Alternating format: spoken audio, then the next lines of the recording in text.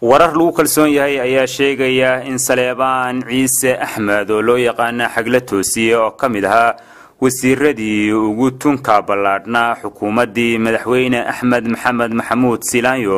uu gabi ahaan baxraashay hantidii maguurtaanta ahayd ee uu ku lahaa magaalada Hargeysa ee caasimadda Somaliland sida laba guri oo ugu yaalay xaafadda Masallaha iyo hanti kale sababta xaraashka xagla toosiye oo xaraashay hantidiisa ayaa la sheegaya inay ka dambeysay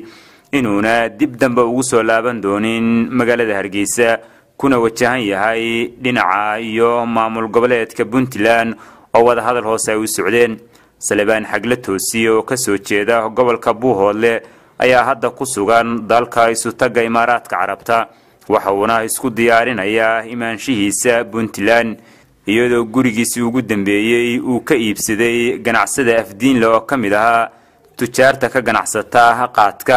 warar hoose ayaa sheegaya in Saleebaan uu xil iyo mansab ka waayay xukuumadda cusub ee Muuse Biixi taasi oo ku dhalisay inuu cara ka qaado Somaliland oo mar horeba xil u qoondaysay ka hor inta uu aqoonsan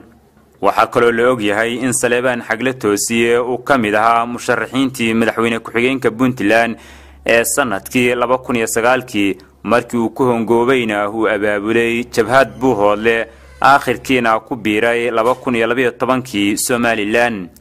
Saleebaan xagla toosiye ayaa waxa uu muddo dheer horjooga u ahaa jabhadda reer Buuhoodle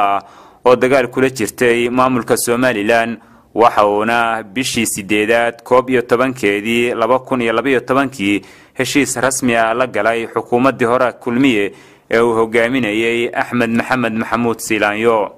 iyadoo uu Silaanyo u magacaabay wasaaradda dib u dejinta